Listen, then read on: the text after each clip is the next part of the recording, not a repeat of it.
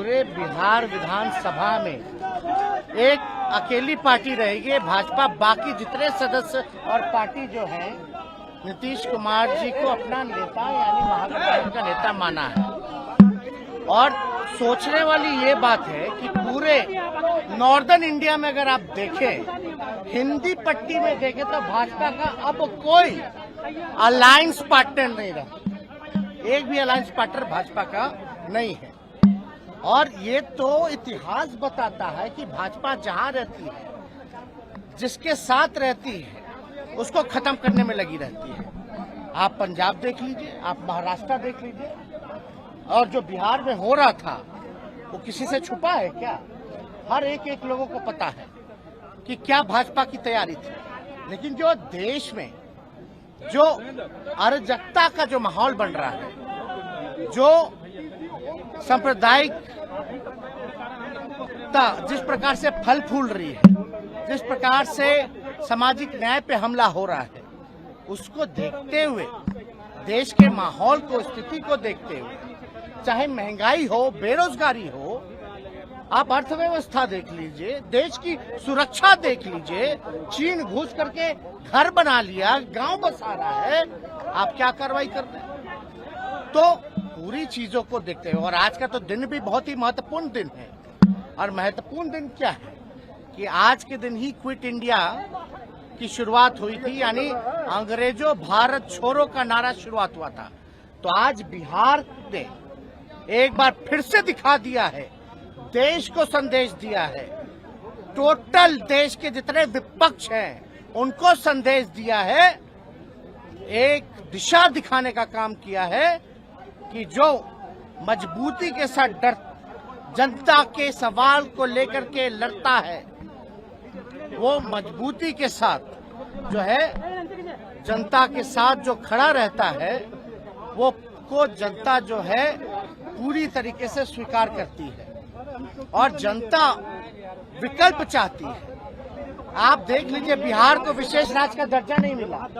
माननीय मुख्यमंत्री जी ने अपना काम किया, कई प्लेटफॉर्म पे इन्होंने प्रधानमंत्री जी के सामने पटना यूनिवर्सिटी की मांग की, लेकिन मान लीजिए पटना यूनिवर्सिटी को उसका दर्जा नहीं मिला अब तक। विशेष पैकेज का क्या हुआ? तो कहीं ना कहीं से हर एक तरीके से एक षड्यंत्र के तौर पे, तो ये बीजेपी जो करता है उसका एजेंडा फिक्स है। और जेपी नड्डा जी, ये जो लोकतंत्र की जननी है, यहाँ आकर के बोलते कि क्षेत्रीय पार्टियों को खत्म करेंगे, समाप्त करेंगे। तो इसका मतलब क्या है? यानी विपक्ष को समाप्त करेंगे। विपक्ष को समाप्त करेंगे मतलब लोकतंत्र को समाप्त करेंगे। यानी लोकतंत्र की जननी में आकर के आप लोकतंत्र को चुनौती दे रहे हैं। ये बिहार के लोग नहीं सहेंगे। ये हमारा दायित्व है, सबसे पहले देश के संविधान को बचाना।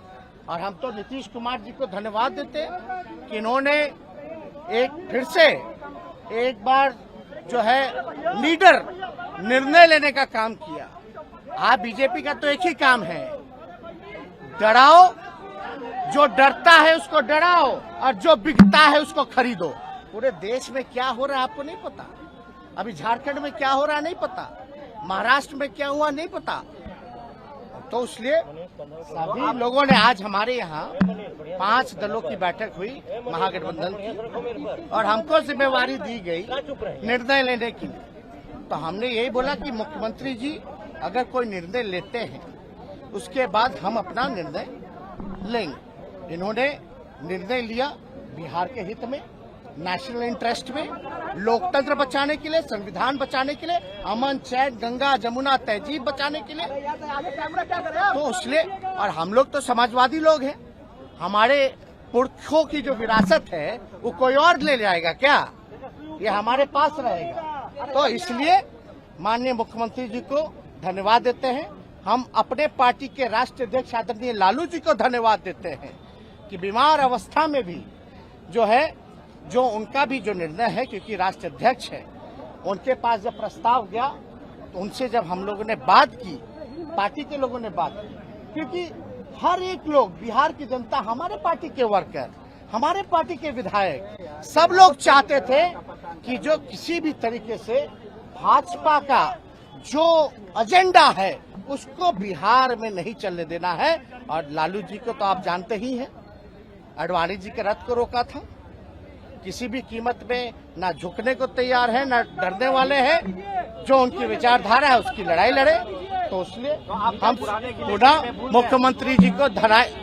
अरे भाई, हम लोग चाचा भतीजा लोग हैं, लड़े भी हैं, आरोप भी लगाए हैं, लेकिन हम लोग तो समाजवादी लोग हैं ना। तो हमारी जो पुरखों की विरासत है वो कोई और ले जाएगा क्या? हम लोगों का अधिकार नहीं है क्या? तो हर घर में लड़ाई होती है, हर भाई में बकझक होती है, तो उस पर ध्यान नहीं देना। अभी समय क्या है? समय क्या था? 2024 के लिए नीतीश कुमार क्या प्रधानमंत्री पद के अच्छे उम्मीदवार आपको दिख और रहे हैं? देखिए, मुख्यमंत्री जी ने तो देखिए, जब हम लोगों ने जाति जनगणना के बारे में बात की, थोड़ी सी भी देरी नहीं लगाई।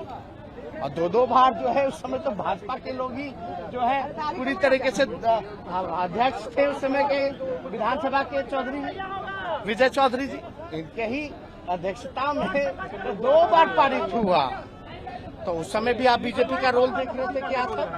यानी जो नेशनल इंटरेस्ट का जो एजेंडा था उसमें भी कितने इनका तो मूड क्लियर था। तो क्या पीएम मटेरियल आपको दिख रहा है? पीएम के लिए आपके दावेदार मानते हैं?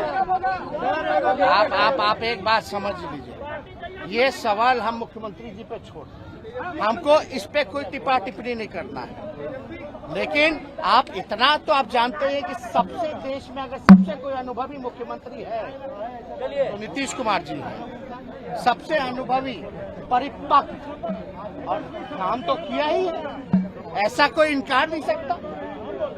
कुछ लोग तो प्रचार का काम कर। नरेंद्र मोदी को क्या नीतीश जी दे सकता है चुनौती?